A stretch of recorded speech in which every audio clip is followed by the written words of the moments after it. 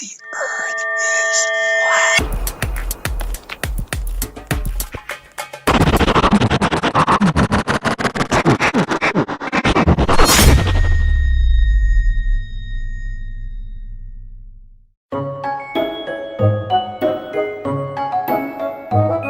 Zero and liftoff of Space Shuttle. I like to tell people, because it's true, that there is a secret to being an astronaut. And the secret is that nobody just gets to be an astronaut. Whenever I show film from my 6-month expedition on the space station, I have to qualify some of the scenes, and I'll say things like I have one of the space station like this, where the Earth is moving below it, the station, shuttle took it, and I'll say, I know this looks like animation, but it's actually really real. So there's the space station. I love that this is not animation. This is film taken by a shuttle of the space station. And so this is real. It's not animation. And this is our space station. This is a movie. This is not a drawing or a cartoon. It's really a movie. And I love this video because it looks like animation, like something that somebody made, but it's actually real footage. And it came up in the payload bay of the shuttle, and that's the docking ring you see right there. That video, again, doesn't really look real. So there's the space station. I love that this is not animation. This is film taken by a shuttle of the space station. And so this is real. It's not animation. It's about painstaking craftsmanship. It's about the teamwork required to place a dream on film.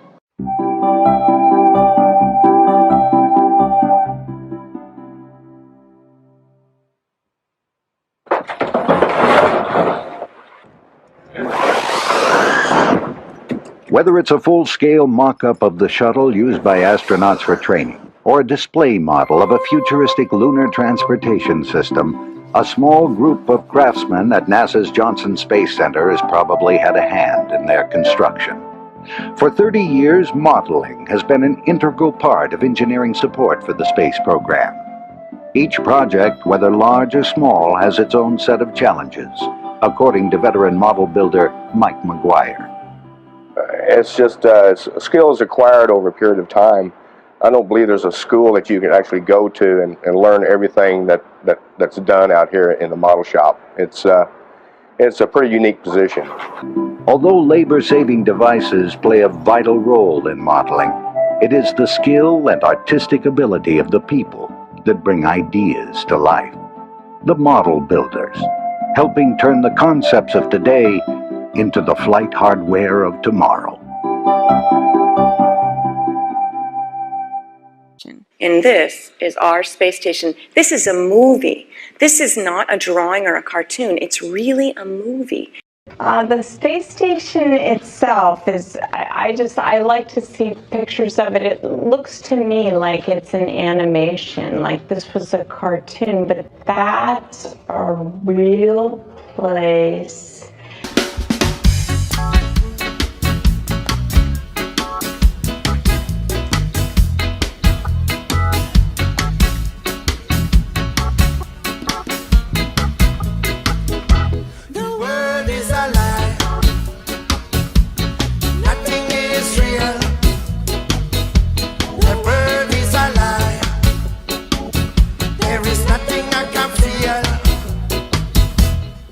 Mama didn't tell me that the world is unreal.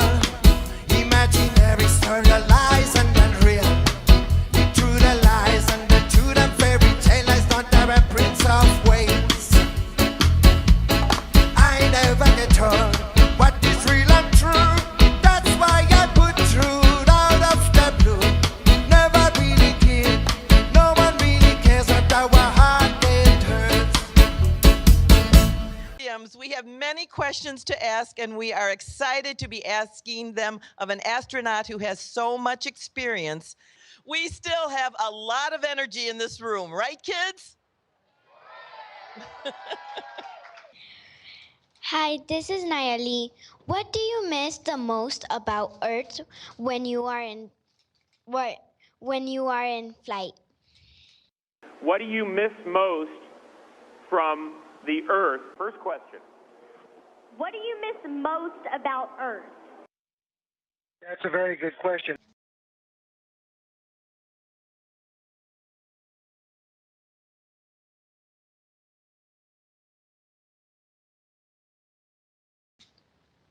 Hi, this is Danny. Do you ever see a shooting star fly past the space station?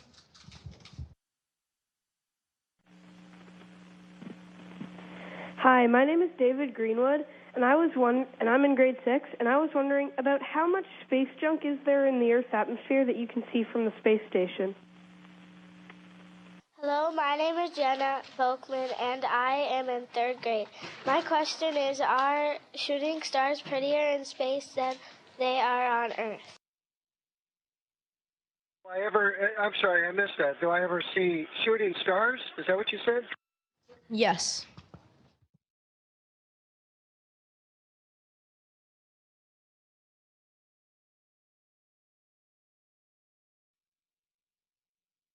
As a matter of fact, you know, to see a shooting star, you see it when a meteor hits the atmosphere, and then we call it a meteorite. And we see it because of the friction and the heat that it builds up because it's going so fast through the atmosphere. We're above the atmosphere up here. So to see meteorites, and I have seen a couple on occasion when I've been in the window looking out at Earth nighttime, orbital nighttime, when it's night where we're flying over. I've seen them, but they've been below us, which is very strange as they pass through the atmosphere. Well, the interesting thing about shooting stars is when we see them below us, because a shooting star is actually a meteor that's coming through the Earth's atmosphere, and that's why it's burning as it's coming through the Earth's atmosphere. Well, we are above the Earth's atmosphere. So when we look down is when we would see shooting stars. So in that way, they're pretty in a different way than what you see when you're on the surface of the Earth. All space is full of junk or debris. The Earth gets hit by 100 tons a day of space debris. 100 tons a day hits our Earth. Every time you see a shooting star or a meteorite or something, those are bits of debris coming from the universe. 100 tons a day. Some of it is human-made, only a little bit, but there is some.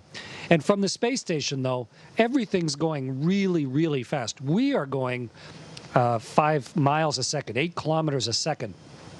So all the debris is going faster than a bullet. So you can't see it normally. The only time I've ever seen space debris is when it burned up in the atmosphere underneath me, and I watched a meteorite burn up in the atmosphere. And that was kind of a spooky feeling because that meteorite could have hit us and not just been caught by the Earth's gravity into the atmosphere. But even though we know there's some around, space is big, and we get peppered by tiny bits all the time. But the space station's a good ship, big, strong ship, and so far, so good. Hi, my name is Graciela Penafather Moreno, and I'm in grade 5. Why does the International Space Station travel so fast? Let me explain it like this. If you went outside of the museum that you're in on the roof and jumped off the roof, if you could go across that roof so fast that as you fell, as you came off the roof, the Earth curved underneath you, so that you were falling, but you were going so fast that the Earth was curving away from you, so you never actually hit the ground. You just kept falling, and the Earth kept curving. You have to go really fast, 8 kilometers a second, 28,000 kilometers an hour. But if you can get yourself going 500 kilometers a minute, then you will be weightless, because you'll fall at exactly the same speed that the Earth curves.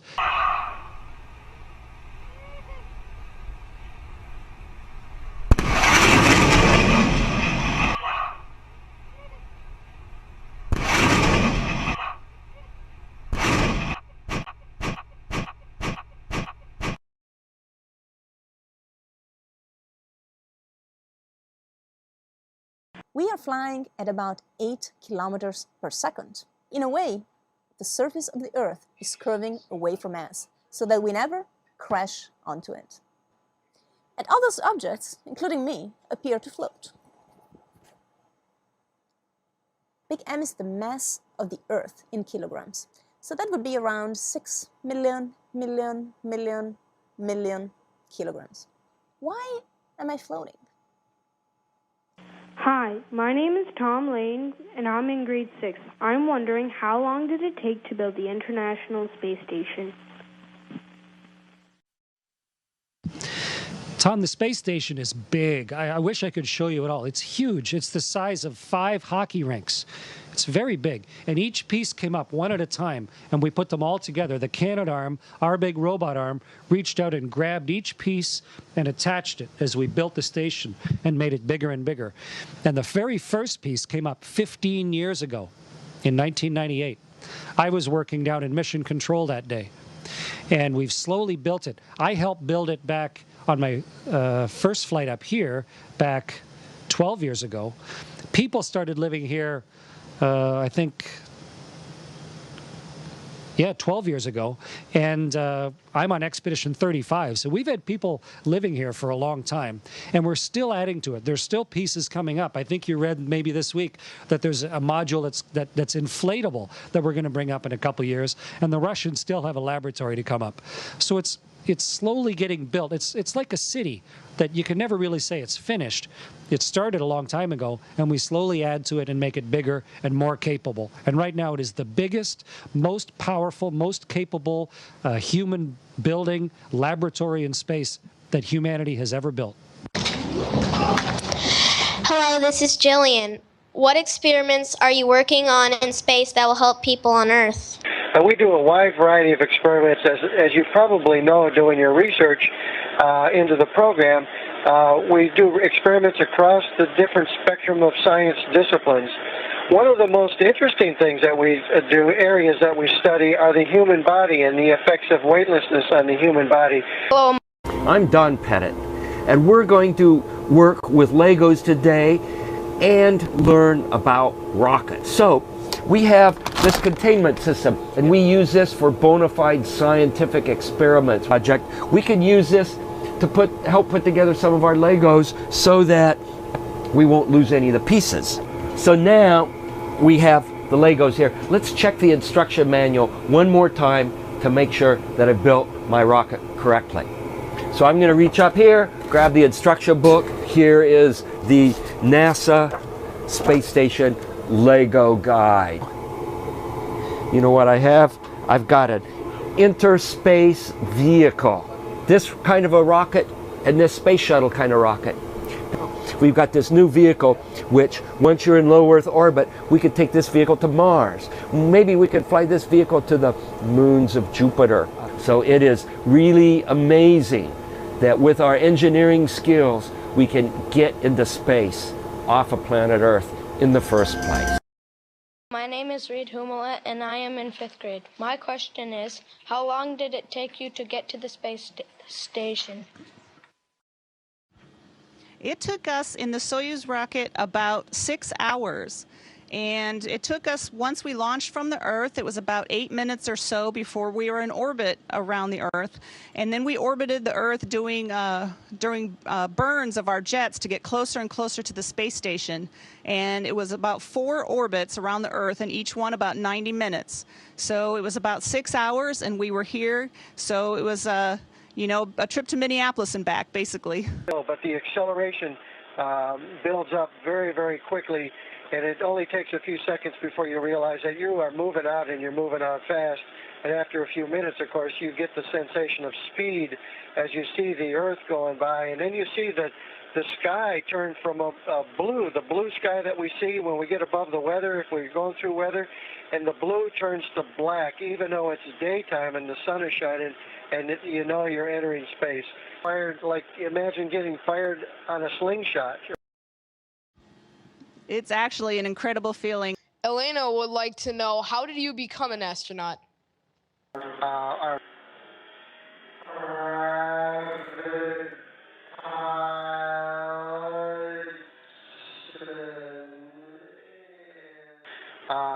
But just about everybody is in science, engineering, technology of some type, or the medical field. Hi, Hi, this is Enzo. Would you want to go on a mission to Mars? That's a good question. Thankfully, I don't have to answer that question because I think Mars will be beyond my career. You know, we leave Earth and we orbit the Earth, and we can look out the window from the space station. We can see the Earth all the time, day and night. We orbit the Earth 16 times a day, every 90 minutes. Ben would like to know, is it fun to play with your food in space? Every astronaut, no matter how old he or she is, turns into a kid again to play with the food.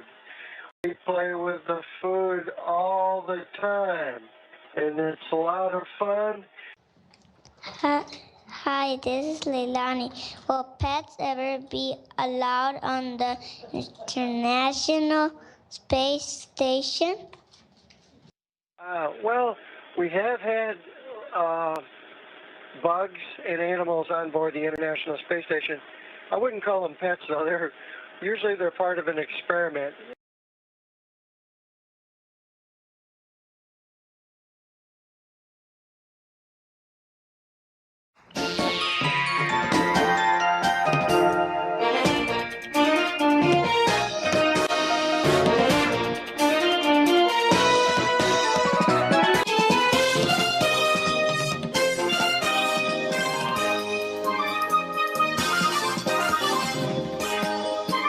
It's fantastic being up here in space.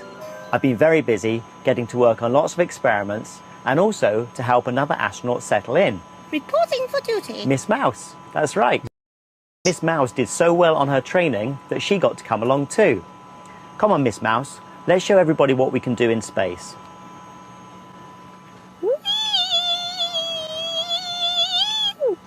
Space station is a serious place. His little tiger Hobbs came up on the supply ship.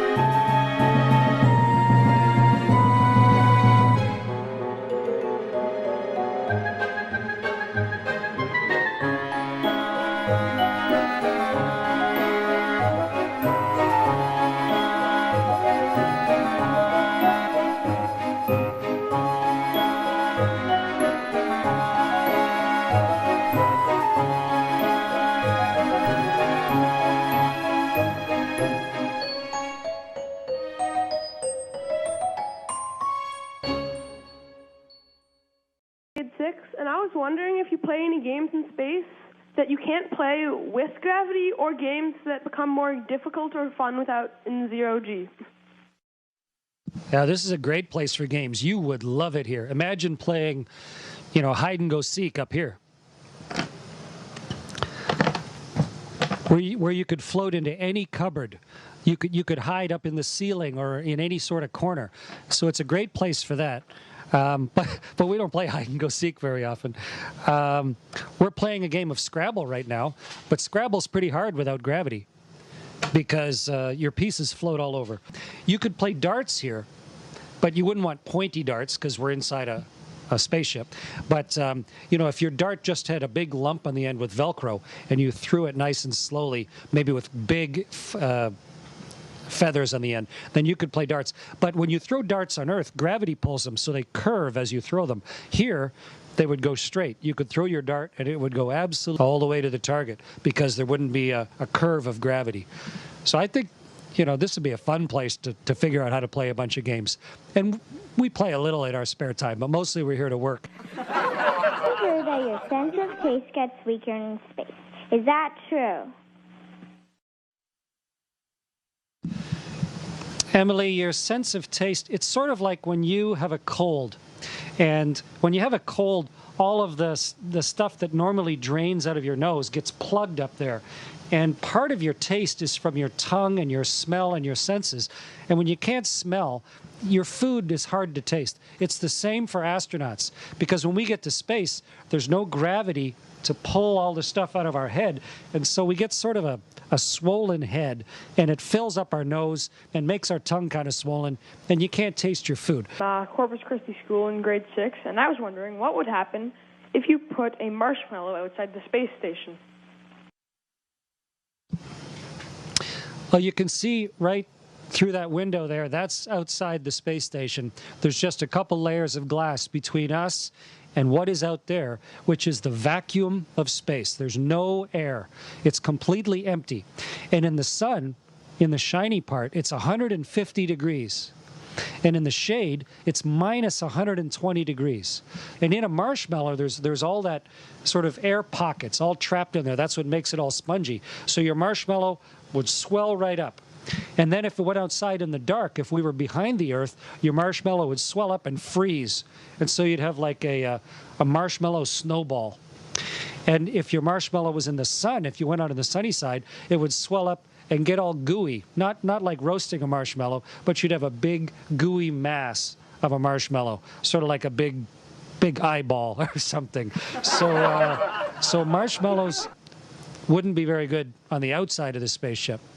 But if we had a marshmallow on the inside of the spaceship, I'd eat it. Hi, my name is Katrina Lane, and I'm in grade 6. My question is, what does the space station smell like?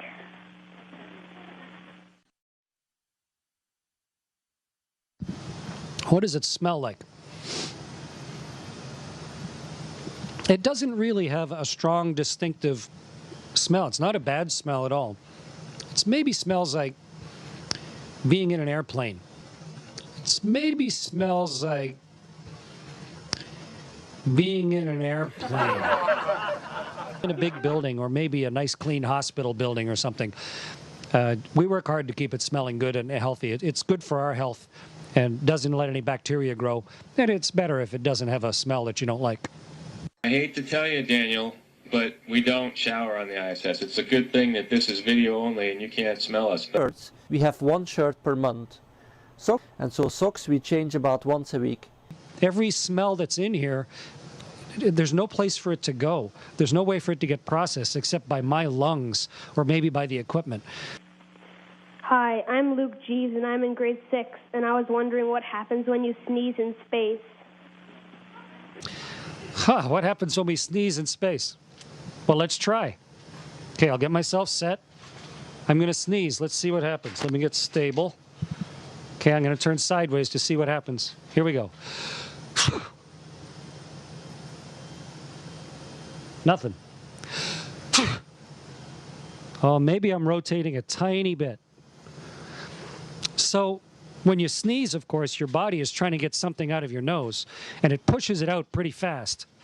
So that little bit of stuff pushing out of your nose would push you back very slightly. But you have a lot of mass, and the stuff coming out of your nose just has a tiny bit of mass, so it doesn't move you very much.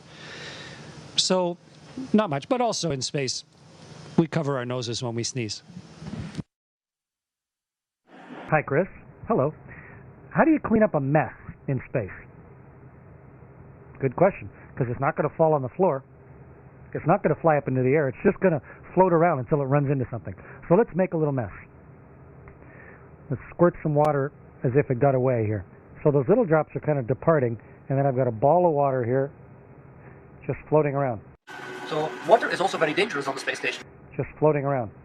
So water is also very dangerous on the space station because we have a lot of electricity. So we need to be very careful. So you look for a dry rag. You grab a rag. And we could grab a Russian rag. Here's a nice Russian rag. Here, get it out. My ball of water is still just floating there, fortunately. Get a rag out, let it float away, and then bring my ball of water back on the rag. My ball of water is on this rag now. And what we'll do with this rag is we'll just hang it on a clip somewhere and let it evaporate. And that way the water gets picked up by the humidifiers of the spaceship and goes back into our water system, gets purified back into drinking water, so we don't lose the water. But if it was something else, something a little nasty, then of course we could get a more rugged cleaner, just a great big cloth to wipe it up. Or if it was something a little sticky, we could get kind of baby wipes. We use pre-moistened wipes that then you can clean off the sticky stuff that's maybe stuck to the wall and dried, or if you got jam on something. But what do you do if something nasty like a battery leaks or some sort of nasty liquid is floating around? Here's our contaminated cleanup kit, and you of course want to protect your eyes. So you put on goggles, and you want to protect your mucous membranes and your lungs. So we put on a mask, try not to break it. Okay, so now I have my mask and my goggles on, and then we want to protect our hands. We have special gloves that protect us against chemicals. They're called silver shield gloves. So I put on my silver shield gloves, and now I am ready with various types of absorbing things. And in fact, we have some great big ones, special soak-up mitts that we could put on top of a nasty spill, and then at the end of it, if you have the right type of combination, you could hold it in your hand and carefully pull off your glove. And now you've got a nasty thing on the space station, but we would wrap it inside 2 or 3 layers of containment, bags that close, zip up, until we're sure that it's not going to leak out. And then, finally, we're safe, and we can take off our gloves and our goggles and our mask.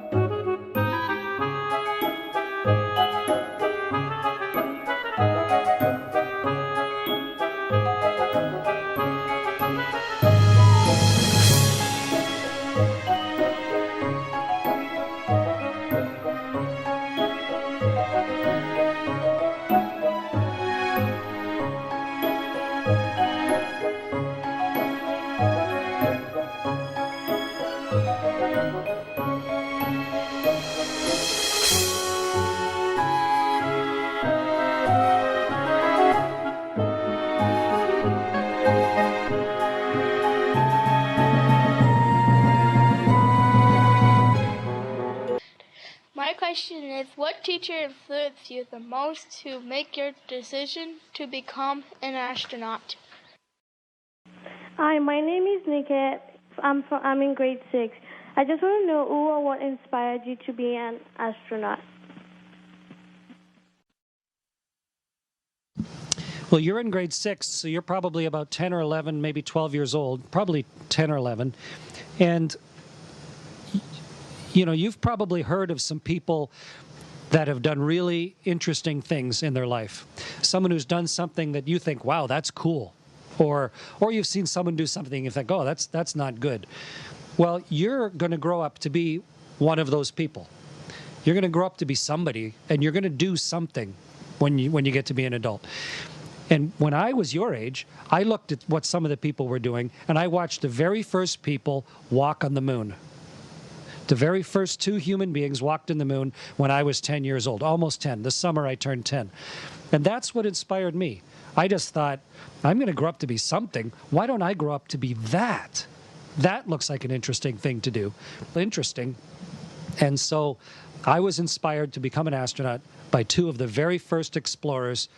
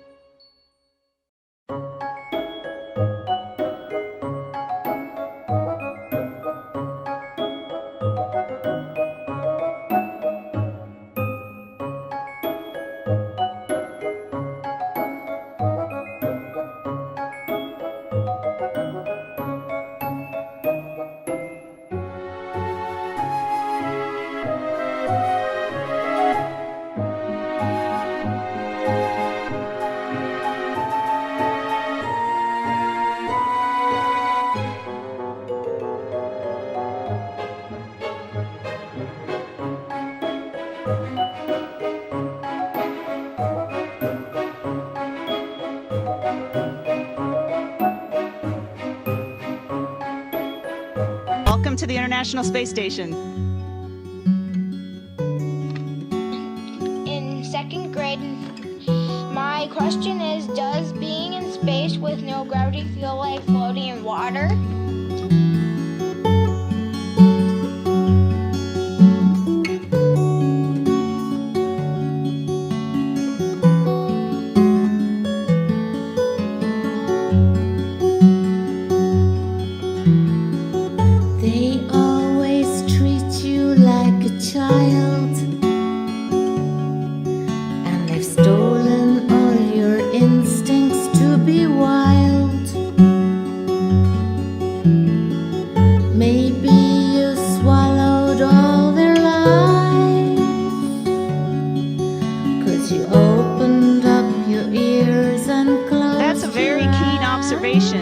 really does in a lot of ways. In fact, we use water to train for spacewalks. Little mermaid, sink or swim right up and look 'em in the eye, swim,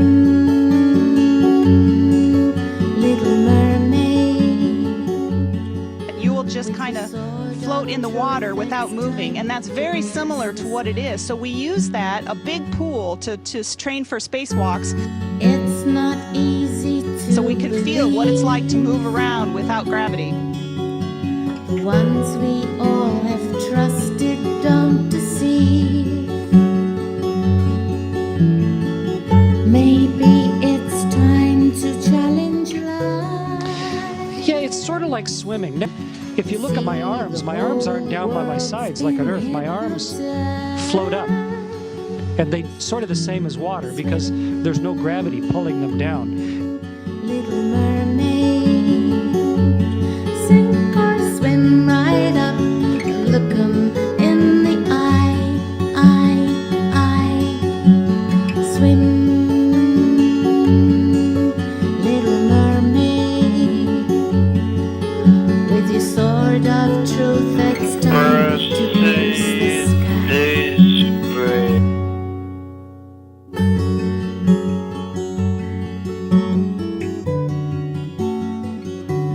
So it's more like floating in water all the time, not swimming in water, because you can't pull against the air.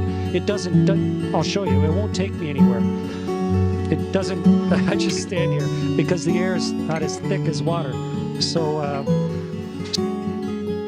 So it's more like just floating in water forever. It's a beautiful freedom. It's lovely to be able to just float around. So try it next time you're in a pool.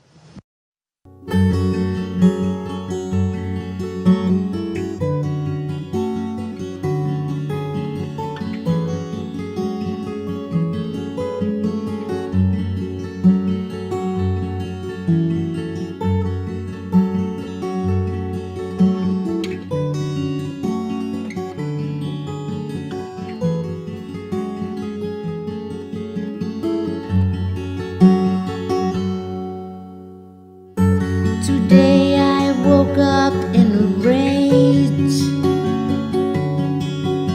to find this life, this world is just a stage. Only the truth will set us free. So it's time for you to wake up just like me. Swim, little mermaid, sink or swim right up and look 'em in the eye, so swim, little mermaid, with your sword of truth, it's time to pierce the sky. With your sword of truth, it's time to pierce the sky. Open the hook. Open the hook. Truth, it's time to pierce the sky. Scuba tanks in space? Snorkels and scuba tanks in space? You gotta tell me what it's like to be in space. What's it like to be in space? Well, it's a lot like being in the pool here. We'll continue to do what it takes to turn science fiction into science fact. That's what we do. Hello, my name is Chloe Winters and I am in 5th grade. My question is, what is your favorite thing to do aboard the space station? Well, there are a lot of really cool things to do here. Looking out the window is, of course, one of the best. But what I also like to do, I like zipping around. You can get moving pretty fast. We have handrails on all the walls here, and you can hold on with your feet or just push off with your hands. And I like zipping around corners and flipping upside down, because sometimes what you're doing, the floor is actually what would seem like the floor, and sometimes the floor can be one of the walls. And so it's fun to just kind of zip around corners and change your orientation and just float all over the place. It's a lot of fun. Great to talk to you this morning, Sunny. Thanks for taking a few minutes of your time out to to answer some questions. By now, does the station feel like home? It's definitely our home at this moment in time. You might see my hair is growing a little bit longer. I think I'm getting used to being up here, and the long hair is good with me. I think we have to clean up before the next crew comes here, just like when you have visitors at your house. You want to probably take this weekend or the weekend before they arrive to clean up.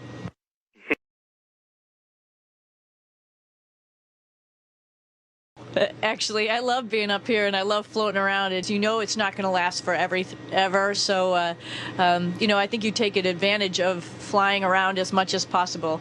You know, being in microgravity and flying around in space is priceless, and I think we're cherishing every moment we have of it. It always adds a little more dynamic atmosphere when people are flying around. For much longer than you have in your previous trips into space, do you find there's a difference? I can fly. I can go all different directions. I can do whatever I want. It's wonderful being in weightlessness this time.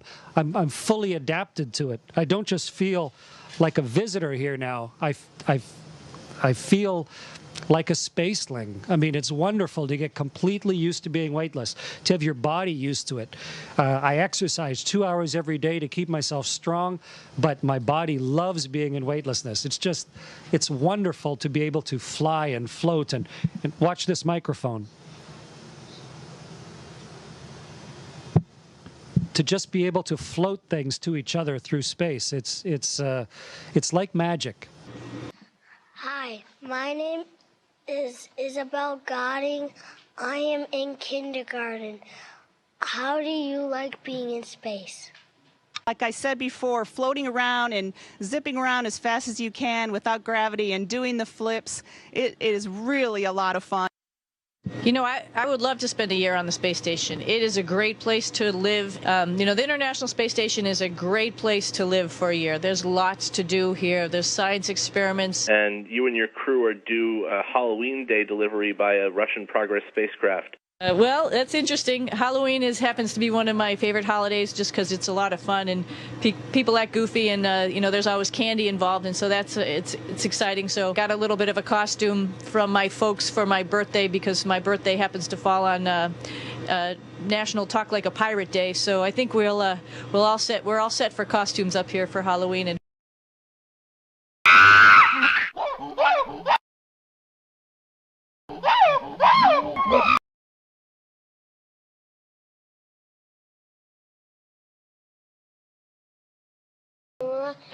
and I am in 2nd grade. My question is, what is the closest thing you have seen looking out the ISS window? I've actually seen a lot of cool things. I've liked looking at the aurora that I mentioned, which is the northern lights and the southern lights. Hall Silligan, I'm in 5th grade. My question is, how is the research going at the International Space Station? Our research is going very well. We have at any one time about 150 different experiments going on. A lot of them we as astronauts are involved in personally, and a lot of them we're not. Some of them we just hook up experiments in some of these racks that you see on the walls here, and then they're completely controlled by the ground. Some of the experiments we do on ourselves, and so there's a lot going on, and it's all going very well, and I think the scientists that are on Earth are learning a lot and pretty excited about what they're learning. Disciplines, whether it's basic physics like doing the spheres experiment there, and Misha assists with some of this science.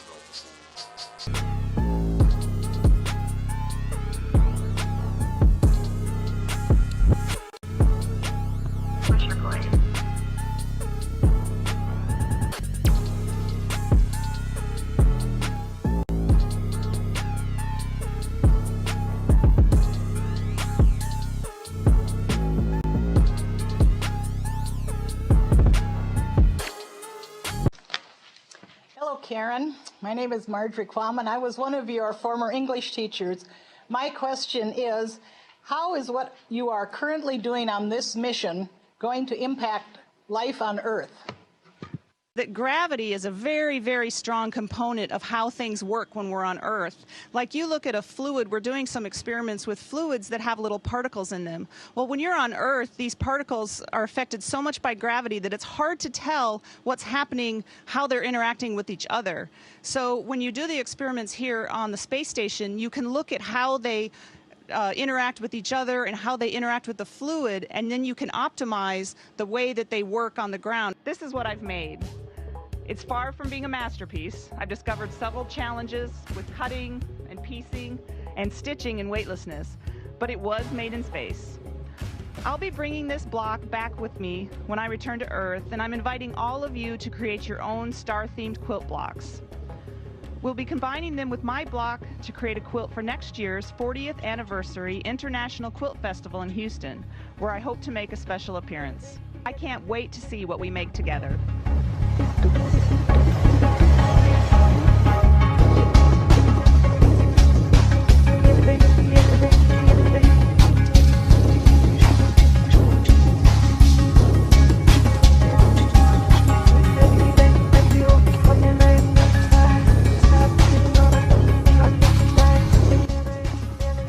So that's one of the big things that how, doing this research we do here can benefit and be used on the Earth. Hopefully what I'm doing here, I hope I can inspire you and the kids there. We'll pass through the Van Allen belts, an area of dangerous radiation. Dangerous radiation. Right now, we only can fly in Earth orbit. We only can fly in Earth orbit. That's not Earth orbit. Right now, we only can fly in Earth orbit. So the moon, Mars, asteroids, there's a lot of destinations that we could go to. Scott Kelly, Expedition 46 International Space Station Commander. Dr. Evil, I didn't spend 6 years in evil medical school to be called Mr. Thank you very much. I do think about the effects of radiation. The reason I'm here is to learn more about it, so someday we can travel further from low Earth orbit than we ever have before. Oh, hell, let's just do what we always do. Hijack some nuclear weapons and hold the world hostage. The effects of radiation, so someday we can travel further from low Earth orbit than we ever have before. Scott, I've been a frickin' evil doctor for 30 frickin' years, okay? Yeah. Commander, thank you so much. Appreciate everything you're doing, not only for the United States, but for the world at the International Space Station. And cut me some frickin' slack. You take a very, very important place in the history of the American space program, so we thank you for that. Thanks, Commander. Thank you. Station, this is Houston ACR. That concludes the event. Thank you. Honey, I'm still gonna melt every city on the planet with liquid hot magma.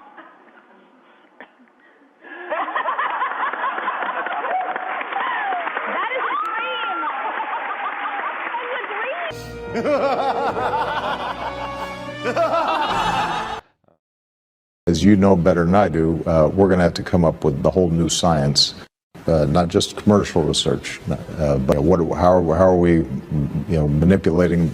How are we, manipulating? We got to put money in.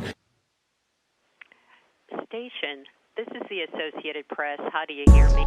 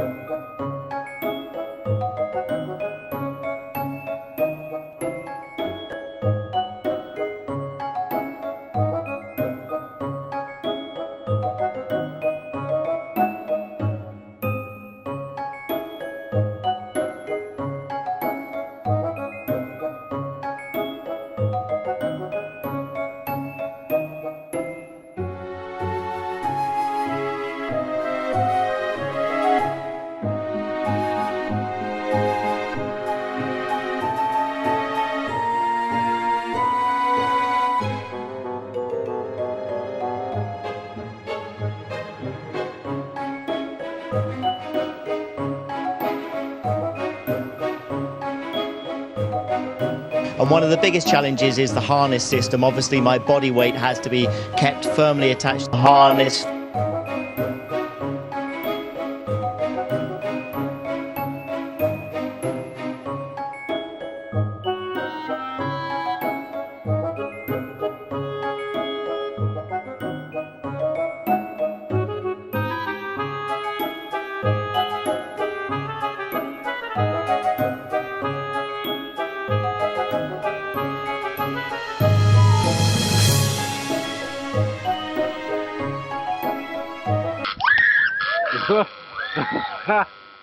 It has to be kept firmly attached to the by this harness, and that can rub on the shoulders and around the waist. What you say? I don't trust these old.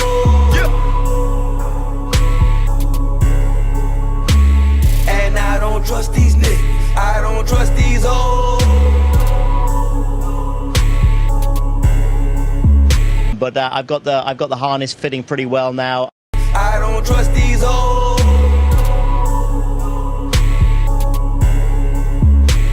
And I don't trust these niggas. I don't get caught up though. As a teenager, I became very interested and very passionate about the harness. I don't trust these old.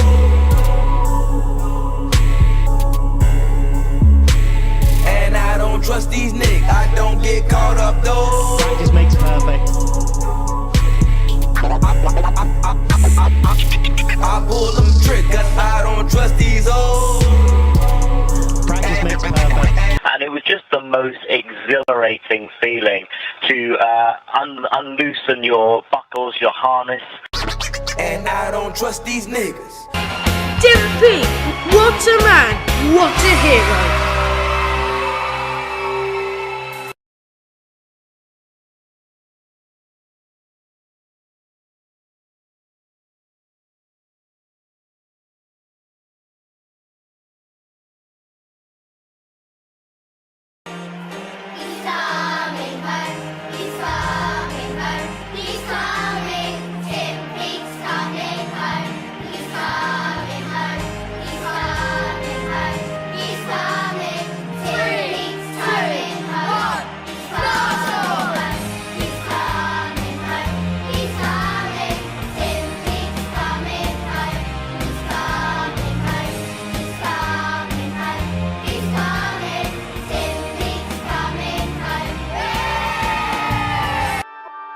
A massive space shuttle fuel tank the size of half a football field across 16 miles of Los Angeles. Onlookers took selfies and watched from rooftops as the enormous tank rolled to make way for the 66,000-pound tank.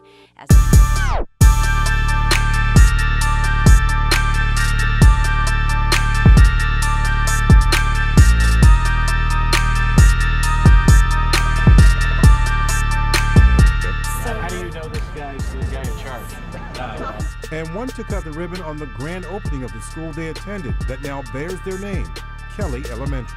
It's exciting, to be here, obviously. It's a great honor. Amazing. 3, 2, 1.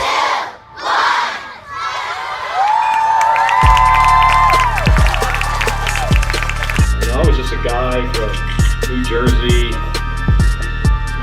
Just a fraud bald guy from New Jersey. And then a little while later, I had the opportunity to serve my country as an astronaut, flying to space 4 times.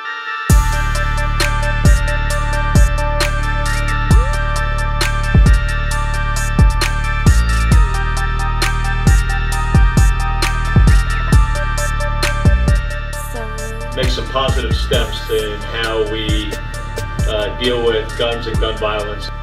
But both of us have been quite honored to have a second opportunity. This is Mark Kelly. My brother from another mother. Okay, his twin brother is Scott Kelly, and he's supposed to be currently in space. I already had someone created in my image. He's evil, he wants to take over the world, and he fits easily into most overhead storage bins. It takes months and months, even years of preparation to get to that point where you ignite the solid rocket boosters on that space shuttle and build an incredible amount of momentum to complete this mission. He's the snake to my mongoose, or the mongoose to my snake. Either way, it's bad. Right. Going in the right direction, Mach 25, on to success to make Hillary our next president of the United States. One of the things Gabby always reminds me when I watch her after 5 years trying to overcome this. What does she remind you of? A horrible crisis actor? Because that's what she reminds thousands of people of, including myself, Mark. Dramatic brain. Keep in mind, she survived a 9mm hollow point bullet entering the back of her skull, exiting through her forehead, and this is the result we see today. That's what they want you to believe. Just to Great to be here today. I'm here to talk to you about Hillary Clinton. Hillary is tough. Hillary is courageous. She will fight to send up to the gun lobby. That's why I'm voting for Clinton. Let's work together with Hillary, our president. Thank you very much. Let's work together to make Hillary our president. Let's work together with Hillary our president. Let's work together to make Hillary our president. And up here in space without gravity, our bodies don't really need our bones, and they don't need our muscles all that much because we're not walking around all the time. So without the exercise we do every day, our bones and our muscles would degrade very, very fast. And another big thing is the human research. And I talked about using your bones and muscles and losing them.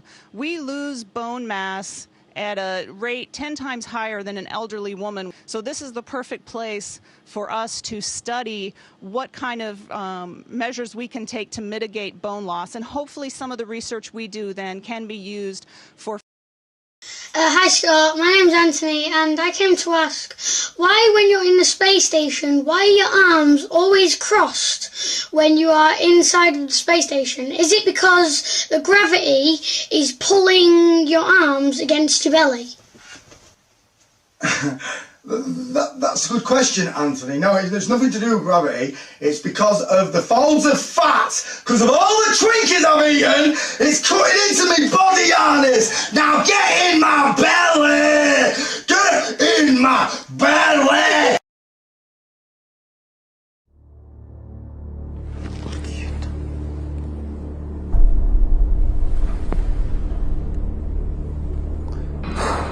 You ready? To give us a little more flexibility later in the day. Otherwise, I'll just keep it the way it is. It looks pretty real, right?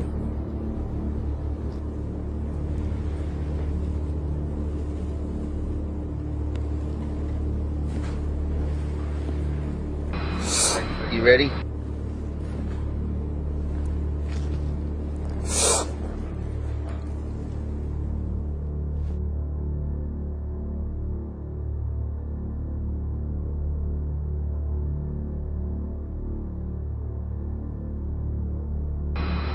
You ready?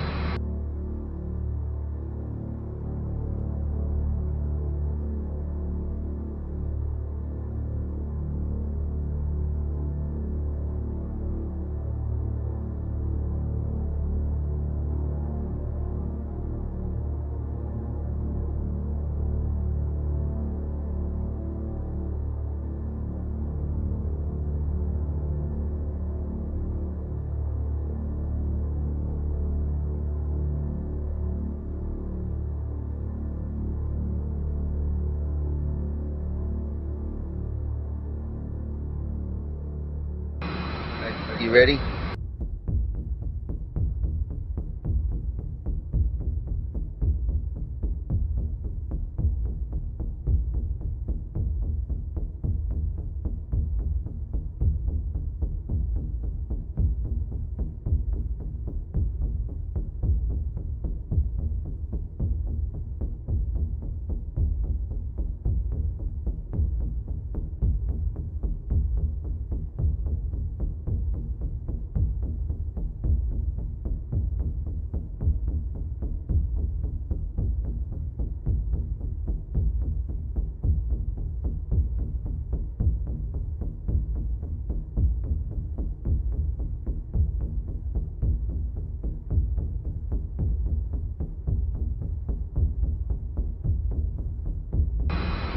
You ready?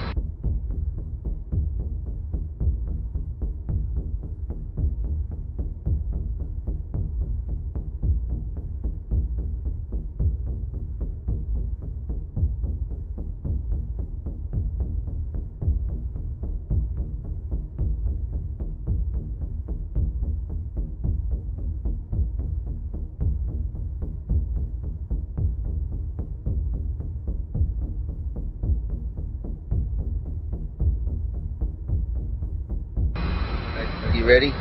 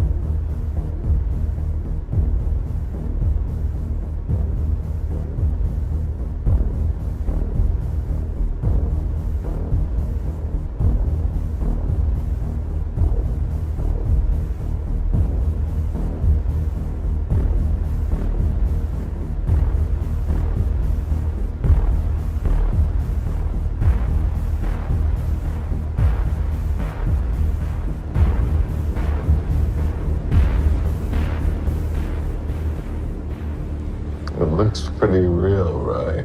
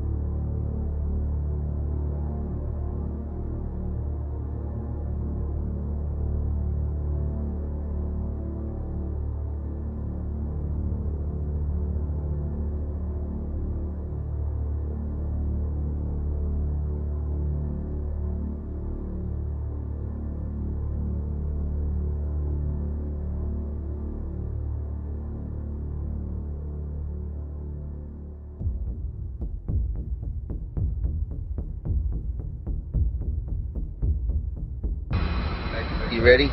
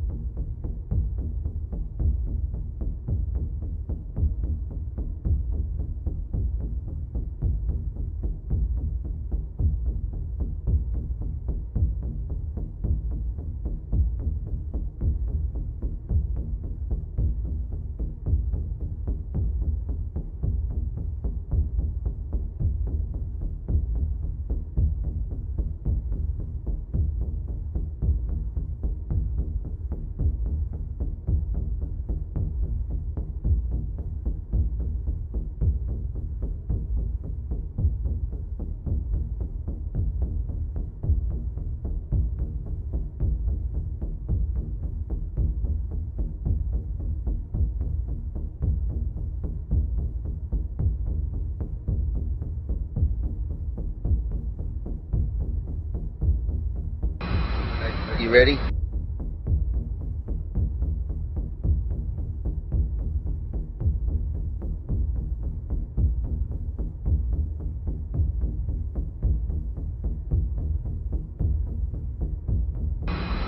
You ready?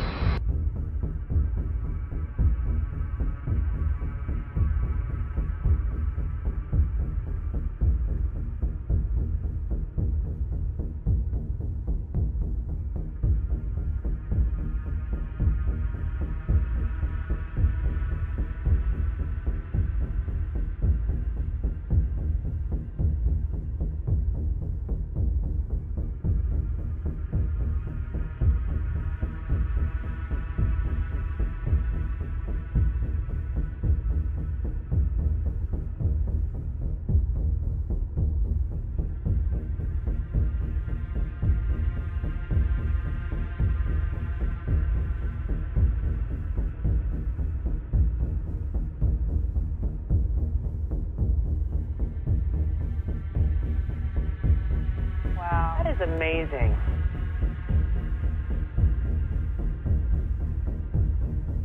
It looks pretty real, right?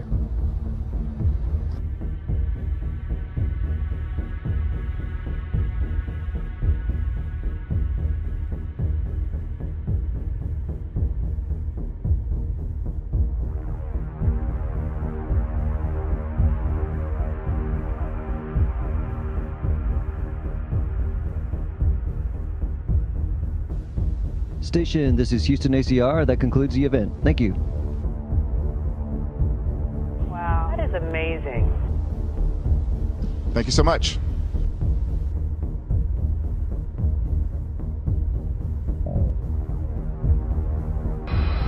You ready? That is amazing. That is amazing.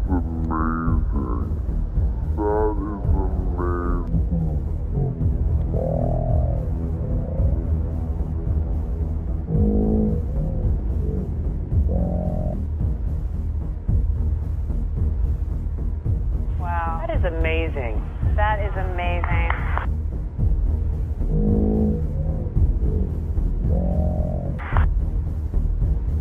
That is amazing. You ready? That is amazing.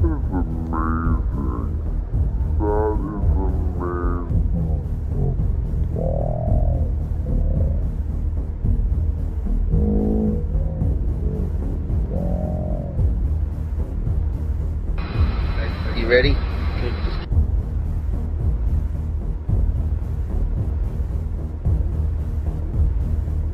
Wow, that is amazing. That is amazing. That is amazing. That is amazing. That is amazing.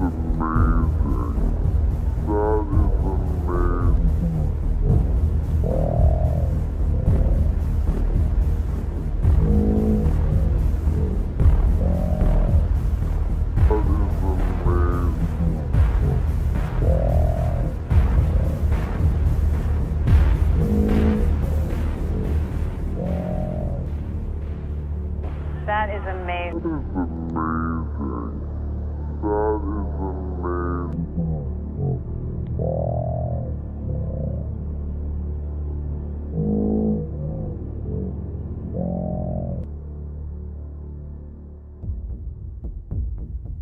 looks pretty real, right?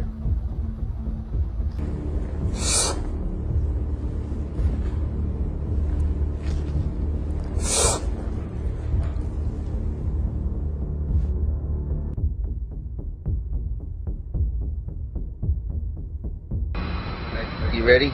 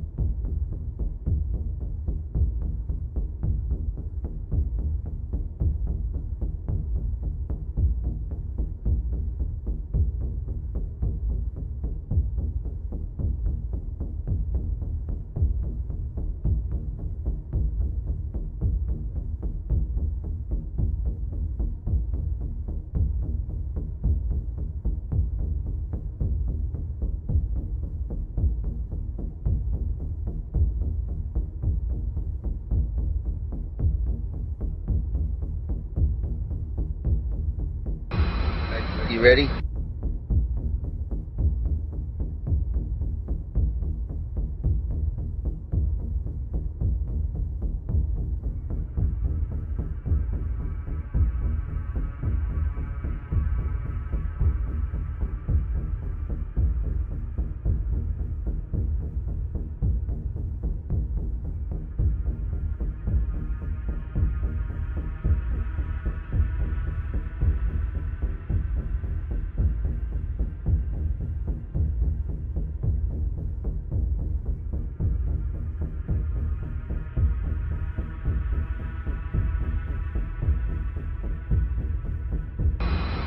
You ready?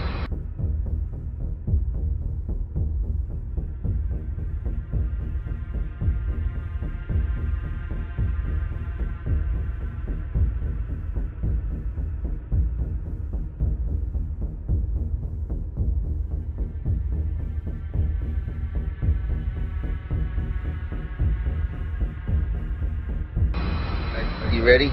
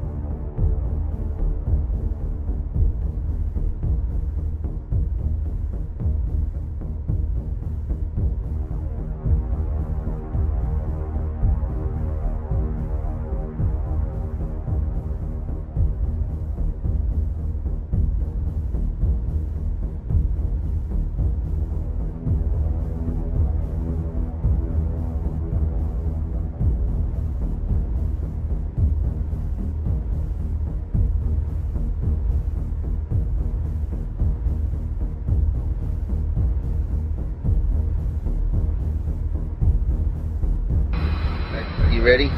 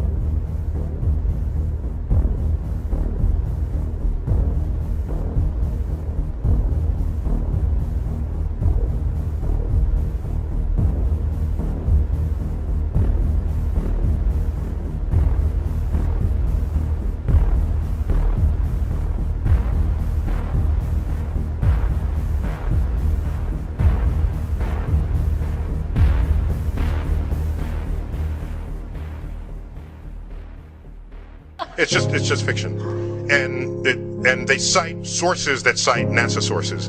They don't cite NASA. Check the websites, you'll see. Dimpy, what a man, what a hero.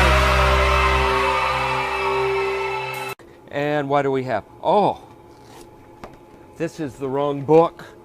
This is the red book. This is the emergency procedures for space station. And what was it doing where the Lego instruction manual should be? Maybe I ought to take a quick peek at it, because you always have to be ready for an emergency when you're living in a space vehicle. The first thing in here, oh, look at this, it's fire.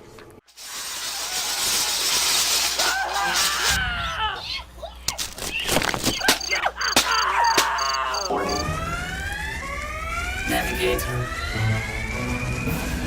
Okay, so here's a soaking wet water rod. Now let's start wringing it out. Yes. Severe damage. It's really wet. Evacuate. The system is shutting down. Locking doors. User. If I let go of the clock, Game over.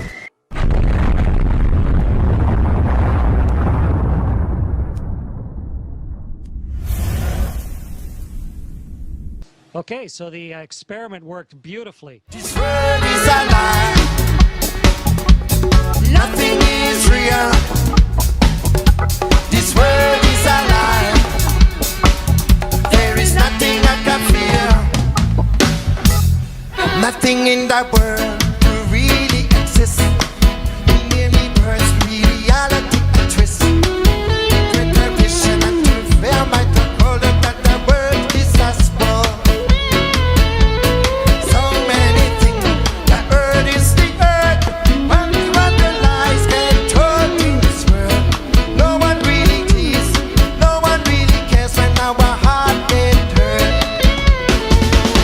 The world is a lie.